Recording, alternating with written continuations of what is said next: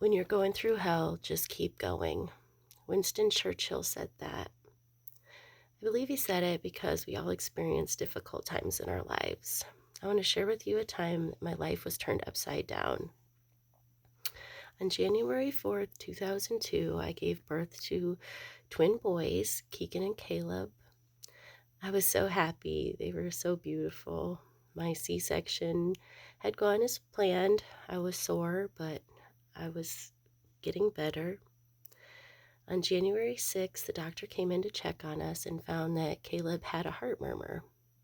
I was told that it was common and they just wanted to run a few tests. So I nursed him and sent him to do the testing. It was a few hours later when the doctor came in and they told me that they had sent his films to Iowa City and that the helicopter was on its way. They explained that Caleb had, his heart wasn't formed correctly and he was going to need surgery. The hospital staff worked very quickly to try to get Keegan and I discharged from the hospital as soon as possible. I was terrified. Everything that I had wanted for Caleb's life came into question. I didn't know what his life would look like or if he would even have one. These questions completely consumed my mind as we embarked on a 3-hour drive to the hospital. All I could think was I had no idea where my son was or who he was with or what would happen. It was the middle of the night. There was a huge blizzard and we were driving to an unknown place and desperate to see Caleb. We didn't want to stop, but Keegan was hungry and the roads were getting worse.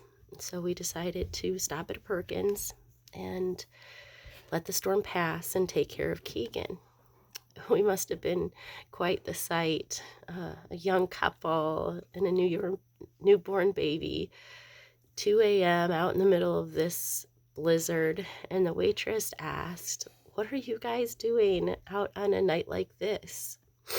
I explained the situation, and I felt so vulnerable, pouring my heart out to a complete stranger. But she told me that her son goes to Iowa City for his heart and that it's the best place he could possibly be. There was this peace that washed over me. I have no idea if this woman remembers that cold winter night or realizes how much peace she gave me in those few words. We ate our dinner and continued on our journey.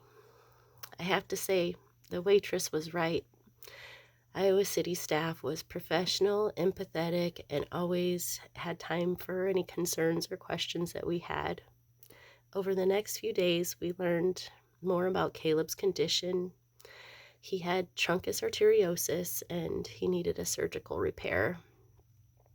The hospital staff prepared us for what would be an 8-hour surgery while they worked on our little guy.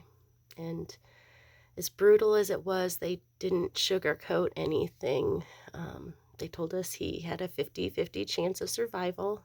It was a hard pill to swallow, but I really appreciate how upfront and straightforward they were. Caleb's first surgery was on January 10th. He was only 6 days old. I'm glad to report that he got through his first surgery with few complications. And Keegan went home with my parents, and my husband went back to work. Over the next 6 weeks, I helped hospital staff take care of Caleb. I was so grateful for their kindness and patience while they taught me to take care of the special needs of my little boy. I was inspired to learn more and eventually went to school to get my nursing degree. But back to my story. As Caleb recovered, we received an outpouring of support from our family, friends, and church. It was encouraging to know that so many people cared and would help in any way that they could. but I still felt so disconnected.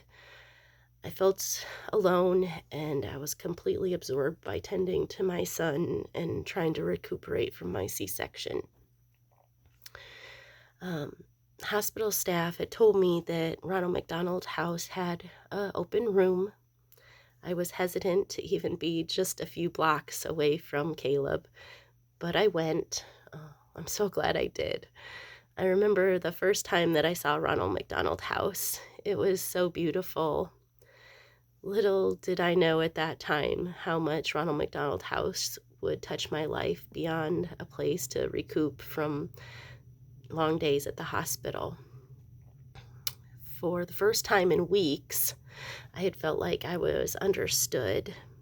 If I went back and I said I had a bad day, they could understand what that meant. It meant poor tests or watching my son be in pain all day.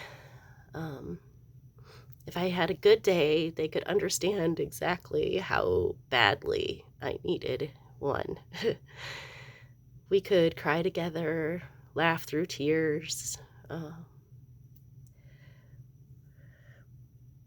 we could sit through uncomfortable silences.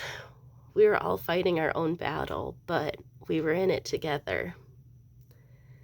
I learned if we share our struggles, we are stronger together. When we're going through hell, keep going. Who knows? We might just find peace at a Perkins in the middle of the night, or inspiration next to a hospital bed, or maybe even strength from sharing other people's pain. Life is hard, but keep going.